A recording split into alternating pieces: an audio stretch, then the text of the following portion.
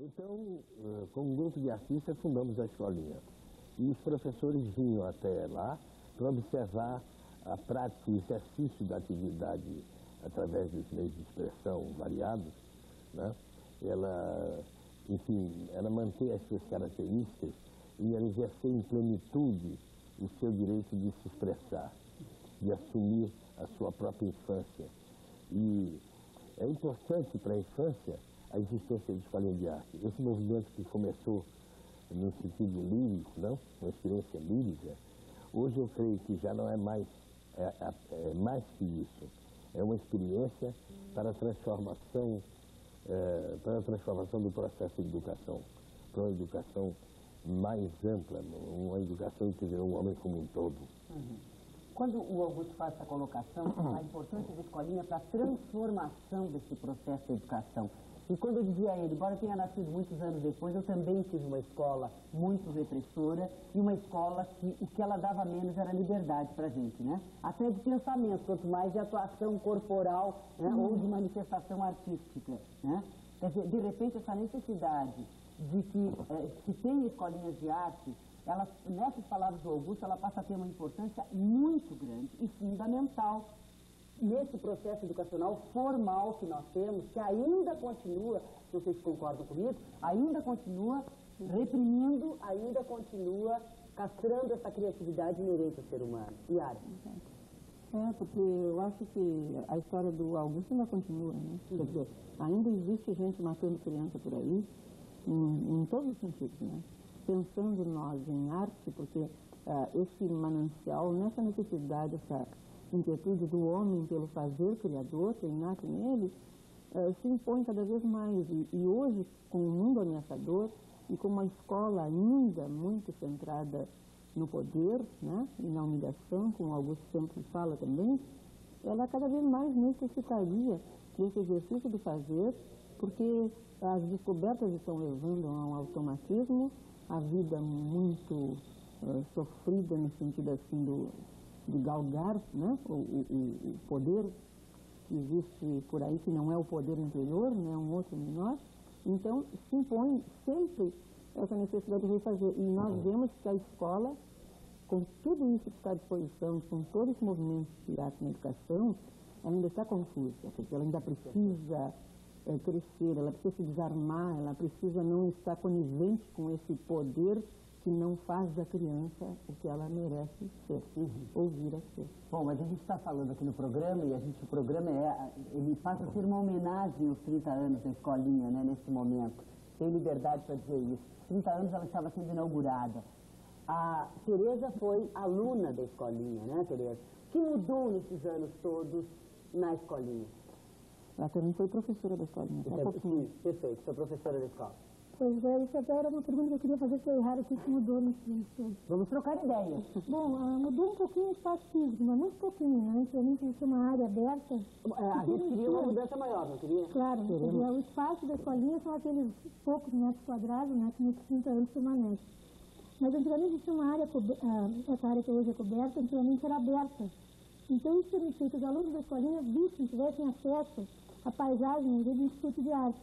Então, eu, quando criança, quando adolescente, eu fui com 12 anos na escolinha, fiquei fascinada de ver, por exemplo, os modelos ali no Instituto de Arte, no modelo nu, assim, para mim era máximo, né? Eu olhava aqueles modelos, então aí que eu decidi que eu queria ser artista, quer dizer, que eu não sabia bem qual era a minha forma de expressão, mas foi ali naquele momento que eu decidi, né, que a minha profissão seria essa. Então, foi muito importante a escolinha para mim, porque foi uma descoberta, até profissional, né, do que eu viria a ser, Mas, na verdade, eu fiquei pouco tempo como aluna, fiquei mais tempo como professora de escolinha, né? Então, a minha referência maior e também mais recente é como professora.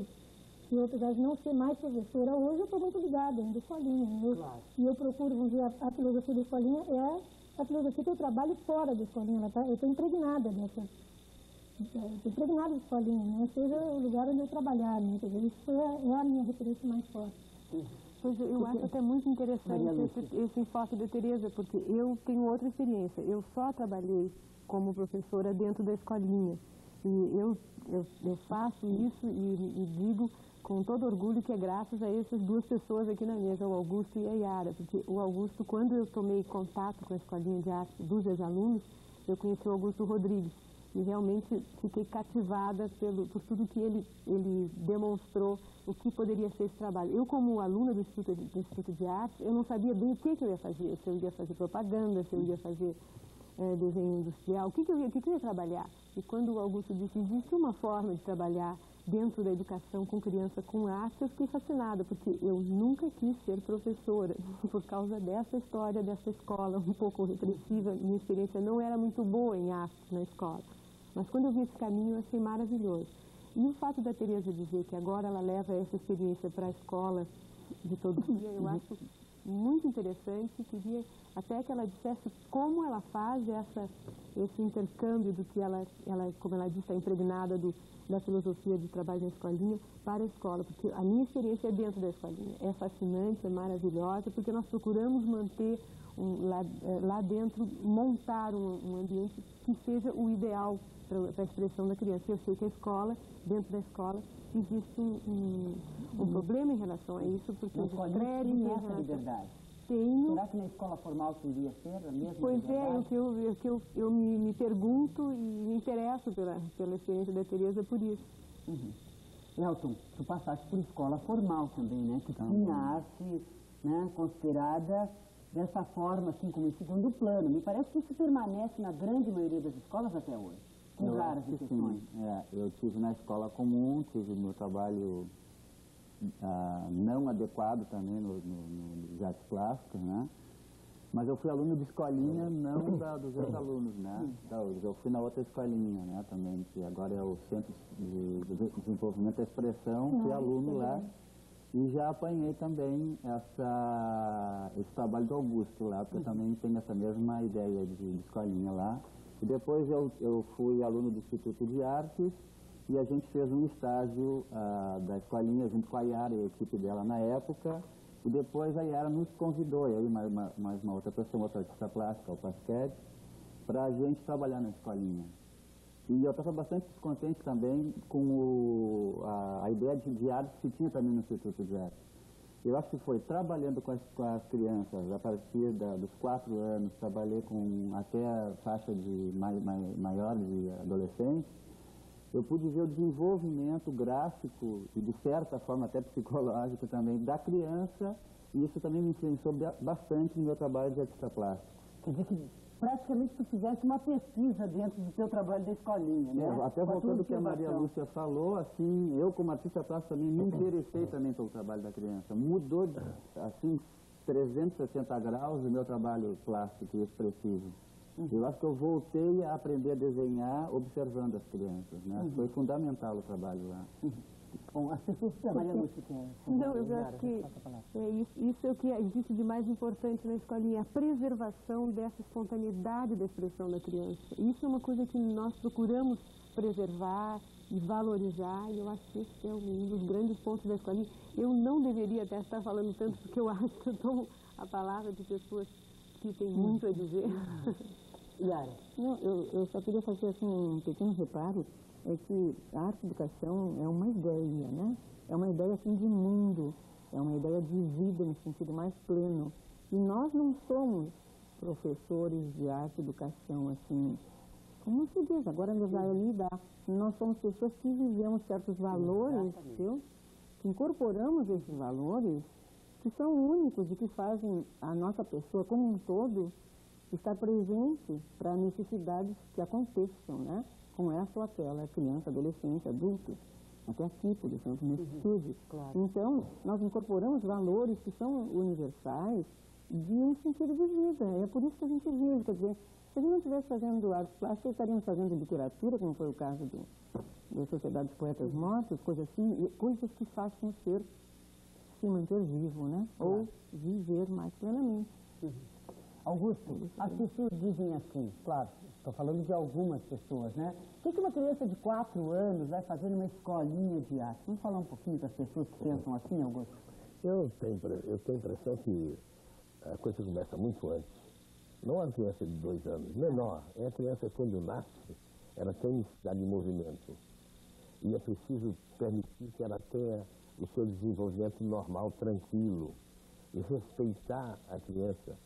Por exemplo, uma criança pequena, né, ela já procura caminhar até chegar à mãe.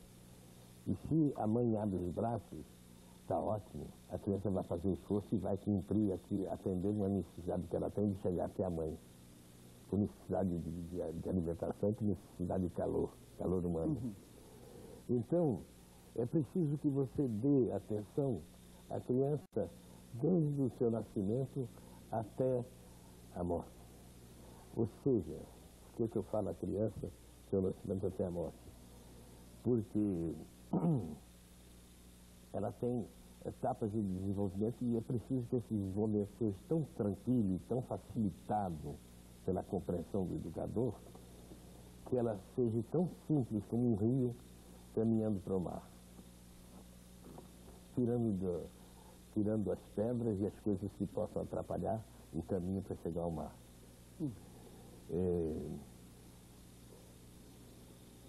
Falam assim em poesia, e eu pensei, meu pensamento não é muito linear. Não, eu sou antidiscursivo, porque o discurso tem começo, meio e fim. E não é bom você que tem começo, meio e fim? Não é bom, não. A não ser que a gente comece de novo, não? Mas eu estava pensando, você estava falando, alguém falando de poesia, ou então eu senti poesia na expressão. Falou? Quem falou? Não, a história do filme, né, da Sociedade de Poetas Mortos. Poetas Mortos. Pegaram assim. E aí eu comecei a pensar assim, em Porto Alegre, está impregnado poesia, ela é presente, né? Presente porque tem um poeta, Mário Quintana. E o poético é importantíssimo. Por exemplo, o poético foi descoberto na televisão o Pantanal.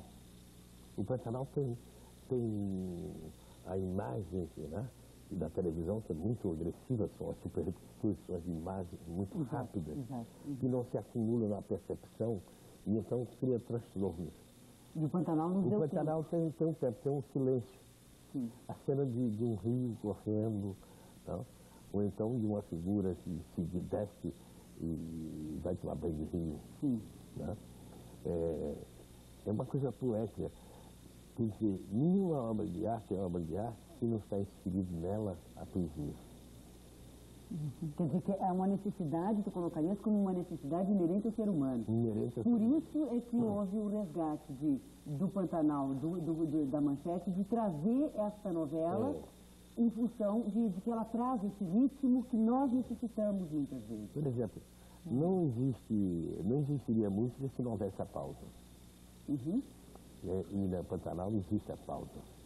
Existe aquele momento de reflexão, aquele momento de compreensão da imagem que é a descoberta do real, é a descoberta do Brasil, né? As suas características. Enfim, isso me parece muito importante. Mas eu quero saber o seguinte, então, pela tua colocação, eu posso dizer que a escolinha de arte é importante porque ela dá esse tempo para a criança criar. Exato. Ela dá o tempo de silêncio. Seria isso, Maria Lúcia? Eu acho que tu pegaste bem, eu acho que é exatamente o que eu ia justamente perguntar, onde está a poesia dentro da escolinha de arte? Está aí nessa possibilidade, nesse respeito do ser humano, nesse resgate do ser humano ao encontro dele mesmo, né? Nessa hora que ele cria, independente de idade. E aí eu volto àquela questão que eu já ouvi muitas pessoas dizerem, Yara, mas para que uma criança de 4 anos numa escolinha? Pois é, para adquirir forças para aguentar o mundo que ela vai encontrar, em primeiro lugar. Em primeiro lugar, então ela é fundamental. Sim. Em primeiro lugar, porque responde às necessidades básicas e vitais dessa criança em crescimento, desse ser vivo. Em segundo lugar, porque quando ela se expressa, ela fortalece a sua autoimagem, ela se identifica, ela se originaliza, no sentido assim de que ela se permite configurar-se. Então, com isso, ela pode, sabendo dela, ter mais, nesse diálogo, possibilidade de escolhas que tenham afinidade com ela. Claro. Eu acho que, basicamente, ela vai buscar o ritmo interno dela. Ela vai encontrar essa música que o Augusto falou. Nós vamos um pequeno intervalo e já voltamos. Tereza, na volta eu te dou a palavra, que essa mesa aqui, se tem uma coisa que ela faz, é exercer democracia. Já voltamos. Estamos voltando. Tereza, a palavra é tua. Não, é que alguém aqui, eu acho que se tu falasse na criança, né? A gente está falando na criança, e as pessoas em geral pensam que a escolinha é unicamente para criança, né? Para criança e normalmente criança pequena, né? Então eu queria falar que uma das coisas importantes que a escolinha faz, que é o estágio, né? Que ela presta esse serviço à URGS há muitos e muitos anos, quer dizer, ela é responsável pela formação de arte educadores em todo o estado do Rio Grande do Sul há muitíssimos anos, e todos nós, eu, Elton, a Maria Lúcia, todos nós somos filhos desse estágio da escolinha, né? Que é um serviço da maior importância que a escolinha presta para a URGS há anos, né? E que formou todo esse pessoal que está aí trabalhando nessa educação, né? E além disso, a escolinha trabalha com adolescentes há muitos anos e trabalha com adultos, com cursos esporádicos. Eu mesmo já dei cursos para adultos, agora o Jailton Moreira dá cursos para adultos lá. Então existe uma diversificação muito maior disso. Claro, perfeito. Mais do que um tempo a tua colocação, Yara. Tereza, senão a gente fica exatamente naquela ideia da escolinha só atendendo crianças, tá? Perfeito. Eu queria, já que nós estamos comemorando com esse programa os 30 anos da escolinha, falar sobre como é que é um dia de uma criança ou de um adolescente, né, nessa escola. Maria Lúcia, podemos falar disso? Sim, a escolinha oferece, como a Tereza disse muito bem, a crianças, adultos, adolescentes, ela oferece as mesmas possibilidades para todas as idades.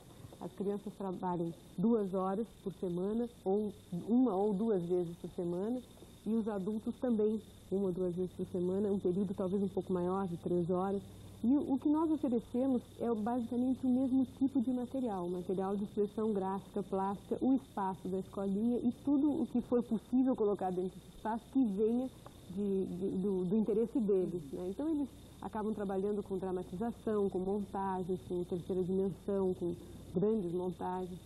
Isso dependendo sempre do grupo, do que o grupo quer, porque todo o interesse está no desenvolvimento do indivíduo e ele em função daquele grupo. Então fica difícil a gente dizer o que vai acontecer na escolinha, vai sempre depender daquelas pessoas que estão ali, porque o professor funciona como um desencadeador, digamos, de um processo que já existe. Ele apenas funciona, aliás, uma função importantíssima, mas ele funciona dentro desse espaço entre as crianças, os adolescentes e os materiais que ele põe à disposição. Claro, bom, nós temos aí então um realmente, verdadeiramente um educador. E que aí eu chamo a atenção para o que colocou a Tereza, é que nós temos um outro perfil de professor. Não é aquele professor que sai de uma agência formadora que nós já conhecemos há muitos e muitos anos, né? Porque eu saí de uma agência formadora e me ensinaram a dar aula de arte, de repente fazendo um plano aqui, seguindo aquele plano, igualzinho que estava no papel, sem esse respeito ao que a criança, o adolescente, o adulto está querendo naquele momento e sem respeitar as características do grupo. Quando a Maria Lúcia coloca isso, ele é muito mais um facilitador, e essa palavra já foi dita pelo Augusto aqui na mesa, como um facilitador, muito mais do que um professor que vai dar o produto que vai sair, né? Mas eu queria dar uma parte disso, porque perfeito. Um verdadeiro educador é aquele que no processo é professor e aprendiz, está sempre aprendendo, tá? Ele não precisa ter um título com data marcada. Ele tem a vida inteira para estabelecer um relacionamento com a criança que possibilite um desenvolvimento do ser em harmonia. Não? Que dizer, o professor que ensina, que fica muito preocupado em ensinar e esquece de aprender, ele é defasado. Ele fica para trás. Ele tem que caminhar ao lado da criança. Agora, a criança também é responsável por ensinar uma escolinha que tem um certo comprometimento. Se diz uma coisa estranha, não? No entanto, por que escolinha? Eu pensei que a escola ia ser escola Castro Alves. Mas as crianças se reuniram e chamaram de escolinha. Por quê? Porque um atendia no impingimento de conhecimentos que não desejáveis nem de interesse para a criança.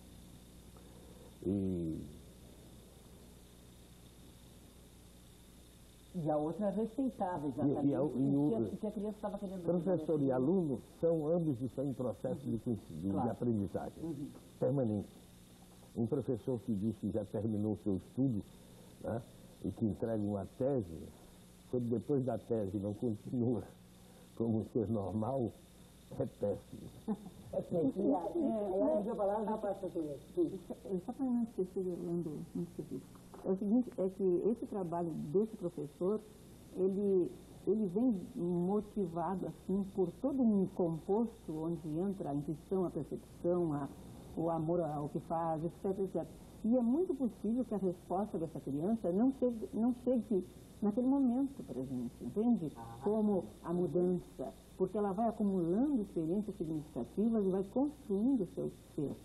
Então, isso às vezes é a longo prazo. Às vezes uma criança fica 6 meses na escolinha, parece que ela não mudou, e de repente no outro dia ela vem outra. Entende? Porque ela estava assim,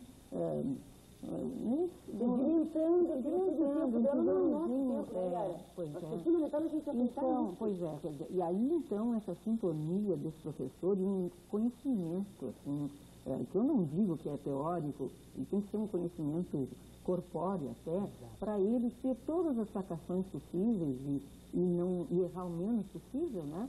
Para que isso venha a acontecer, que não tenha dúvidas, sabe? Assim, ele pode errar, mas ele deve errar o menos possível, né? Claro. Então, eu penso assim, que o professor, normalmente numa escola, ele está muito mais preocupado com o método.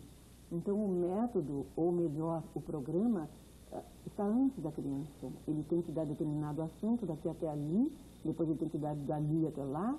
E o que acontece com essa criança no meio disso tudo? Como é que ela é experienciada, como é que ela vivencia isso, se ela gosta, se ela não gosta.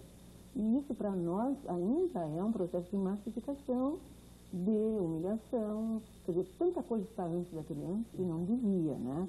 E então eu acho assim que o professor é um facilitador, se eu falasse da varinha, porque ele é um canal, um veículo que ajuda os estímulos, não é? E este outro, nós costumeiramente chamamos de atravessador, porque ele dá ênfase a uma proposta que, em geral, é de segunda mão. Entende? Não é aquela que ele, como ser criador, colocou à disposição naquele momento. Seriam ritmos, cores, o que seja assim, né? Que a gente pode chamar, não sei. É uma vivência, né? Claro. Então, o respeito à vida e o respeito ao ser humano é uma ideia que movimenta esse trabalho de educação. É tão simples e, ao mesmo tempo, parece tão difícil, porque ele é extremamente distante das pretensões das secretarias de educação, dos ministros de educação, sabe? Que seria essa coisa do indivíduo ser único como ele é, né? Poder ser único. Perfeito. Tereza. Não, é aquilo que você falou, que na hora de caber da história do aprender, né? Do professor aprender junto com o aluno, né? Só tem sentido. E eu me lembrei do Jung também, quando ele fala, por exemplo, que uma terapia, ela só tem sentido, quer dizer, ela só quando o terapeuta e o paciente se modificam juntos, né? Porque se não há uma modificação dos dois, se não há uma modificação, uma troca, né? Não existe processo terapêutico, não existe processo de aprendizagem, né? É o verbo apprendre, como francês, né? Que é tanto para o professor, né? Tanto ensinar como aprender, que é assim, porque aprendre tem um duplo. Claro. Elton, mas me parece que aí... Exatamente. Mas me parece que o importante é que a gente se dê conta, né? E que a gente sabe como os professores têm que aprender depois que eles saem da agência formadora. Aquela castradora que quer bitolar, né? Quanto a gente tem que lutar contra isso e resgatar essa colocação de vocês aqui, resgatar esse professor que tem que ser humilde para aprender com o seu aluno, né? Eu queria que tu tocasse nessa questão, a importância, tu como professor da escolinha, né? Como ex-professor da escolinha, o que isso serviu para ti, esse contato com a criança, no teu trabalho de artista plástico? Porque eu acho que uma coisa que a gente foi aprendendo com essas pessoas da escolinha e entre a gente, né? Que a arte, ela não trabalha assim com um dado assim, muito lógico, muito racional. Ela tem aquele dado que é a coisa da emoção, do sentimento. Então, eu acho que é isso que a gente tem que aprender e reaprender. E a gente vai reaprendendo junto com o aluno. Que eu acho que é isso que a gente está tentando deixar mais claro, né? Esse vai e vem, esse ping-pong. A criança, tu dá o estímulo, tu dá o clima para acontecer o trabalho, ela vai dando uma resposta e a gente vai acompanhando, né? E vai dando um outro estímulo, vai acompanhando e a coisa vai se desenvolvendo com essa tentativa dessa harmonia que o Augusto falou também. O que é essa harmonia, né? Organizar essa coisa que está nascendo, a gente está crescendo junto com ela, né? Agora, essa coisa da gente não dar a ênfase ao racional é uma certa forma que a gente tem de dizer que dentro da sensibilidade existe também um processo de inteligência. O sujeito que se trabalha, ele está realmente entrando naquelas coisas intelectuais de relação mundo-ele que vão ser muito mais marcantes, porque elas vão ser a partir da experiência vivida, né? E ele vai racionalizar sem os macetes, sem as muletas, sabe? Sempre naquela busca, né, do original dele em configuração ou em relação ao que cerca. Então, eu acho assim, o sujeito ficaria muito mais pensante no sentido intelectual por esse processo, porque a imagem configura a ideia, claro, sabe? É nesse sacar de coisas criadoras que eu manipulo que depois eu penso em cima. Eu não fico só no instintivo. Claro. Então, muita gente confunde assim a escolinha, um trabalho tão espontâneo, com uma coisa chamada espontaneísmo, que é uma coisa sem fim, sem objetivo, sem ideias, sabe? Uma coisa mais do deixar fazer, e que certas pessoas confundem a escolinha com isso. Exatamente. Elas não sabem até onde vai aquela preocupação da escolinha em formar o sujeito inteiro, e pensa que está se brincando de pinturinha. E, claro, na maioria das vezes, ela não tem culpa por isso. Ela vem de uma sociedade, de uma formação que a leva a pensar dessa forma, né? Claro. E que, de repente, a gente tem que carimbar, tem que botar nas gavetinhas para que esses indivíduos se acomodem e que todo aquele que pensa um pouco diferente incomoda, não é? Quer dizer, até que ponto nós temos uma sociedade que quer indivíduos pensantes, indivíduos que se redescubram, indivíduos que resgatem a sua criança, né, Augusto? Quer dizer, isso que a gente tem que pensar. Até que ponto nós temos isso na nossa sociedade, né? O quanto se permite, né? Porque tem muitos que querem, mas não conseguem modificar pelas estruturas dos que não querem. Exato. E por isso que a gente fica nesse impasse, quer dizer, por isso que ainda a escola ainda está aquém do que a criança merece, exatamente porque a briga do poder é mais forte, tem sido, eu também não sei o que tem sido, pelo menos no sentido da ação, de não permitir, né? Não permitir pelo menos tudo. Exato. Bom, mas vamos permitir que você faça propaganda da escolinha, que aqui agora pode fazer propaganda. Quero saber dos projetos da escolinha nessa comemoração de 30 anos. Maria Lúcia. Pois sabe, quando a Yara disse que é uma coisa tão simples trabalhar na escolinha, eu penso que realmente é tão simples como água e ao mesmo tempo tão abrangente que isso dificulta o nosso caminhar nesse sentido. Na verdade, nós estamos levando todo mundo junto, né? Nós fizemos há uns anos atrás a exposição dos ex-alunos e aí colhemos todos os depoimentos para reforçar todas essas nossas ideias e princípios de trabalho. E nos demos conta disso, como nós espalhamos essa coisa por várias profissões que hoje eles estão, né? E talvez isso seja uma dificuldade da gente caminhar por isso, a gente está levando tanta coisa junto. Mas os nossos projetos, mais objetivamente falando, este ano mesmo, com os 30 anos, nós vamos novamente fazer uma etapa desse projeto que até é uma ideia do Augusto Rodrigues, esse é a Aldeia das Descobertas. Nós levamos as crianças para fora de Porto Alegre, os nossos alunos, vamos para a estação experimental da URSS, e lá passamos um dia, 2 dias com eles, levando essa maneira de pensar e de trabalhar com tudo que nos chega, muito mais ali em relação à natureza, né? E, além disso, nós temos a exposição esse ano em outubro, também agora dia 29, que nós fazemos todos os anos, mas esse ano vamos fazer lá no Museu Universitário. Os 30 anos vai ser o título da exposição. E essas nossas exposições anuais, elas procuram fazer da seguinte forma: nós procuramos fazer assim, cada criança mostra o seu trabalho, um dos seus trabalhos, seja desenho, pintura. Alguns nós escolhemos com eles, outros nós escolhemos, os bem menores nós escolhemos a revelia deles. Mas seja pintura, desenho ou objetos que eles façam lá. E, então cada um tem o seu e nós procuramos mostrar da melhor forma essa abrangência da escolinha, os estágios que ela faz, né, esses projetos fora da escola. Isso para as professores todos os anos. Esse ano pretendemos que seja maior, com a ajuda que estamos contando da universidade. Que vem. E a gente não vê que, fazendo 30 anos, que ela chegou à idade madura já, né? Que ela consegue um espaço maior. Também é uma reivindicação, me parece que seria ótimo que viesse 30 anos, né, Yara? É mais que reivindicação, porque a gente acha mesmo que tem direito. É uma necessidade, né? É mais, impõe, né? Bom, mas nesses 30 anos a escolinha também espalhou gente famosa por aí, né? Artistas que passaram pela escolinha.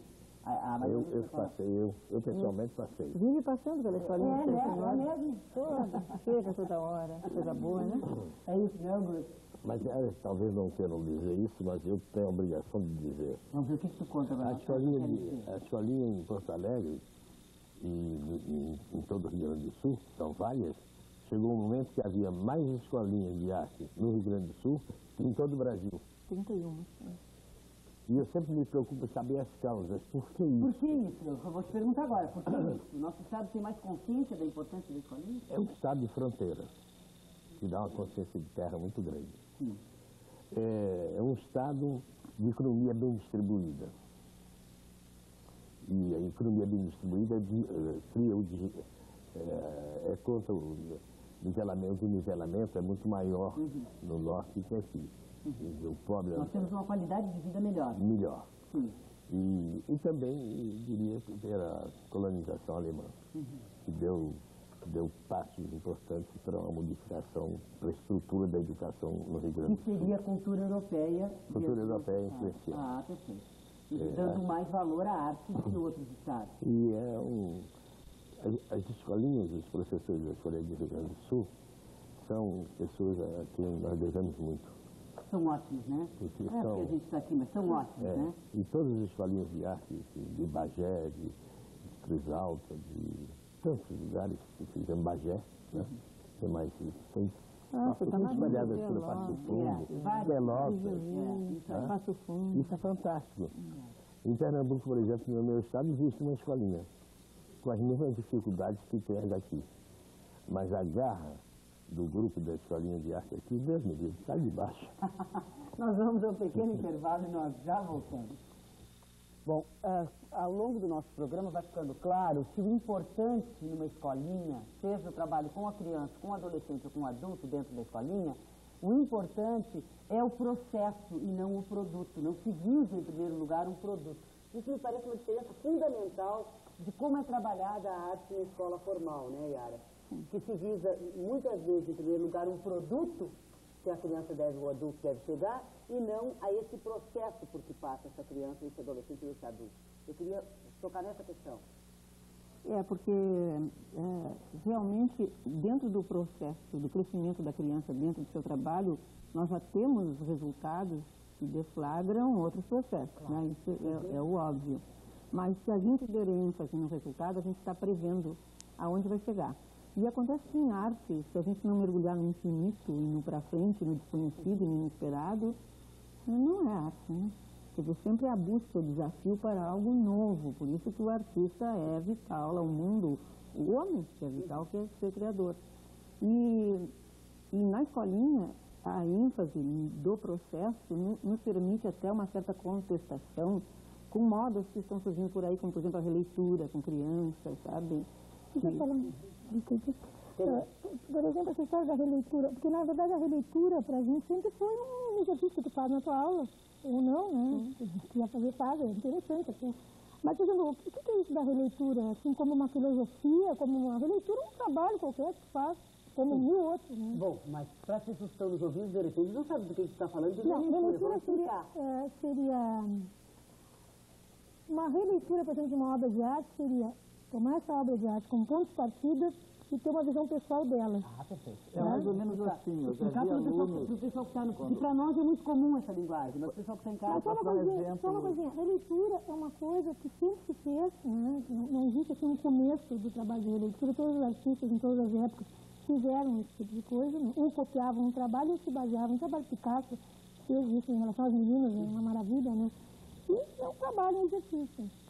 Eu já vi, quando eu estava dando aula na escolinha, um aluno que veio da escola dele comum, né, como a gente diferenciou, E a professora ensinou para ele aquilo que seria o surrealismo. Então ele disse assim, o surrealismo, tu bota um olho aqui, bota a cabeça lá, isso é o surrealismo. É uma coisa grosseira, quer dizer, não passa pelo professor uma filtragem, um conhecimento, ou saber um pouquinho mais do que é o surrealismo e até fazer um trabalho, né? Mas vira assim uma técnica, um módulo, é uma coisa assim muito dirigida, e é o que a Yara falou, é um produto, tu chega no produto, tu não passa por um processo, tu não assimila a coisa. E depois de assimilado isso, tu tem condições de absorver ou não isso, retirar partido, né? Perfeito. Bom, uma outra coisa que eu quero que vocês coloquem pra gente é esse trabalho com adulto. Estaria sendo resgatada essa criança nesse adulto que já está carimbado, que já está, sabe, que foi tão massificado, que foi tão massacrado na sua criatividade? Eu posso, alguma palavrinha. A relação com o adulto, eu me lembro de um senhor que entrou lá na escola, sentou-se e começou a trabalhar com as crianças, junto das crianças. Depois ia para a cozinha, com o amigo da cozinheira. Era amigo de todo mundo, não me conhecia. Ou melhor, não conversou comigo. E um dia ele está pintando, eu perguntei, por que você veio para a escolinha de arte? Você se inscreveu? Não.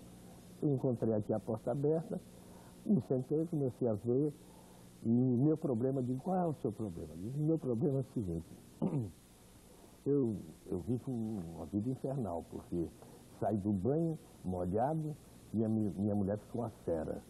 De maneira que, eu digo assim, a escolinha de arte me ajudou de que maneira? Eu digo assim, ajudou porque outro dia eu cheguei em casa, saí do banho sem toalha, sem nada, todo molhado, e dei 3 saltos na cama. Minha mulher nunca mais me chateou. Porque a escolinha me liderou, aí já outro foi um sei pintando flores. Eu perguntei, você sabe quem é ele? Não, ninguém sabia. Eu disse, parece que ele é delegado da polícia. Aí eu fui conversar com ele, disse, o senhor entrou aqui, entrei, estou gostando muito do ambiente. Eu digo, o senhor o que faz? Ele disse, eu sou delegado de polícia. Eu digo, e o senhor veio para aqui por quê? Eu disse, vim porque eu fui afastado do cargo pelo governador, e então fiquei com o meu tempo todo livre. Como eu gosto de arte, eu entrei aqui e vi essa liberdade e estou muito feliz. E daqui eu saio e vou ver as exposições. Eu digo, mas o senhor tem carro? Ele disse, tem. Então me leva também para ver as exposições depois da aula. Ele me levava para ver todas as exposições. Agora eu esqueci o outro adulto que deu os pulos na cama. Ele disse assim, Augusto, eu vim para aqui porque a minha vida inteira eu fui observado. Hoje aqui eu observo os outros.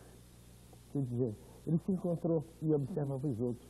Antes era um passivo, né, cheio de problemas, e encontrou na liberdade a busca do seu real valor, dos seus direitos. Claro. Embora talvez ele nem tenha se dado conta, mas ele também se observava no trabalho que ele fazia, evidentemente, né? Ele também estava se observando, quer dizer, ele pode até nem ter se dado conta. Ninguém estava observando ele. Não, ele mesmo, Ele através do próprio, seu trabalho, sim. Né? Não através do trabalho, né, mas através da experiência de liberdade, de fraternidade entre as pessoas. Né? E aí a gente podia juntar assim, ao processo da escola do dia a dia, que a criança é sempre observada, vigiada e comandada, né? Em geral, na passagem das disciplinas da escola formal, ela sempre é conduzida ao que fazer, é comandada para fazer. E aqui ela não tem tempo de ser livre, não é? E aqui está maior de crianças e adolescentes na escola. Ir para a escola e não gostar da escola, me parece que um dos pontos fundamentais é esse. É que ela é conduzida constantemente. Ninguém gosta de ser conduzido constantemente. E aí a gente até um pouquinho a gente atura, né? Até um pouquinho a gente atura, mas ser conduzida sempre não dá.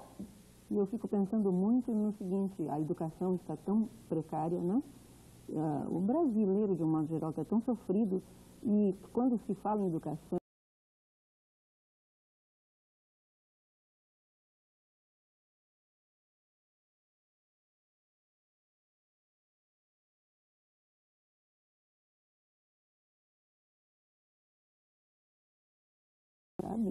porque o que passa é que esse impasse que permanece, quer dizer, as greves da universidade e tal, evidencia muito que esse sujeito que tem os poderes de decisão, ele deve ter sido podado da vida, sabe? Porque é uma coisa tão humana ele querer que alguém seria, né? Claro. Então, me passa muito isso, a escola repressora ainda existe, né? Porque esta castradora que não permite ser extremamente rígida e aqueles que hoje detêm o poder tiveram, né? Claro. É uma coisa tão triste de constatar e a gente tem que furar esse esquema. Então, né, nós estamos em todas as linhas de frente sem pretensão nenhuma, né? Só com a ideia de que a arte é universal, de que o ser humano é criador, é uma coisa tão óbvia, né? Claro. Então, Mas essa ideia de vocês, me parece que em função de todo esse trabalho, que a universidade está chegando à comunidade. Quer dizer, eu quero que a gente fale um pouco desse intercâmbio da universidade com a comunidade em que ela está inserida. Nós que gostaríamos de mais pressa da universidade a nos dar as condições para a maior abrangência do trabalho. Já que a gente está num lugarzinho pequeno há muito tempo, né, até por 70 anos, e precisamos expandir e abrir portas para outros, né, e aumentar esse direito que os outros estão tendo de se enriquecer, de se fortalecer, de se expressar. E a universidade tem estado olhando para nós. Né? Na gestão passada, nós tivemos um reitor que, pelo menos, ele não conseguiu fazer ou cumprir as promessas que teríamos, né, de ingressar na universidade, mas ele respeitou a arte, ele valorizou a arte, com essa ideia do centro cultural. Você fala isso e eu fico pensando que a Escolinha de Arte da URGS, né, na verdade a Escolinha de Arte da Associação dos Ex-Alunos do Instituto de Arte da URGS, que é um nome muito comprido, então a gente abrevia, né? Bom, mas as pessoas que ouvem a Escolinha de Arte da URGS normalmente pensam que a Escolinha de Arte pertence à URGS, e que dizem que a Escolinha de Arte vive através de recursos fornecidos pela URGS. Isso, na verdade, nunca foi nesses 30 anos, né? Então, eu gostaria de saber como é que essa escolinha tem vivido durante esses 30 anos, que as pessoas não sabem. Claro. E às vezes, para mim, até fica difícil explicar isso, porque É como... existência do milagre. É? Naquele espaço que vocês realizam, é Aquele espaço que inimaginável. deve ter o quê, uns 60, 70 metros quadrados, que nunca foi aumentado o espaço físico, né? E como é que é isso? Como é que ela vive assim? E que tipo de serviço ela presta a essa universidade? E a essa comunidade. Bom, eu acho que cabe aqui um agradecimento aos pais que têm as crianças lá. Nós temos crianças lá há muitos anos, outros que entraram no mês passado, outros que entraram em março, outros que vão entrar ainda em outubro, novembro. Mas nós temos um reconhecimento e faz parte da nossa família. Essas crianças estão há muito tempo e esses pais, tanto que chegou ontem como que vai chegar amanhã, e nos entrega a criança e confia no nosso trabalho. Então, eu acho que nós somos agradecidos a isso. Como disse a Tereza, é a presença da criança lá que faz existir a escolinha. Eles pagam o material que eles usam e nos possibilitam fazer esse trabalho que nos dá E pagam muito... o trabalho de vocês. Sim, e pagam também o nosso trabalho. Mas nós somos muito mais gratificados por essa resposta deles dentro dos seus desenhos e pinturas do que monetariamente. A escolinha já subsistiu só na base do amor ao trabalho. Hoje, realmente, ela se mantém graças a essa contribuição. Mas ela começou, a Yara poderia ter contado, que ela começou com uma contribuição espontânea dos professores que se dispuseram a reunir as crianças e a trabalhar, e assim foi durante bastante tempo, até conseguir manter esse equilíbrio que fez também que ela subsistisse esse tempo todo. Claro, né? claro. Nós estamos já quase no final do programa. Eu quero ainda uma questão que me parece importante, é a colocação de que se o educador precisa continuar fazendo arte, continuar ele passando por essa experiência. Eu queria a opinião de vocês. Elton, a necessidade desse educador, desse facilitador dessa aprendizagem, continuar ele mesmo experienciando. Eu acho que não é necessário ele ser artista plástico, né? Eu acho que ele tem que ter esse contato com as crianças durante a aula e as crianças vão lhe fazer perguntas de várias formas, né? E que ele vai se respondendo, como acho que já foi falado, né, Yara? Não, eu quero dizer o seguinte, que casualmente a nossa escolinha toda, ela tem alunos que fizeram arte plástica, cursaram, tem como profissão a arte, vão ser, né, educadores de arte ou professores de arte.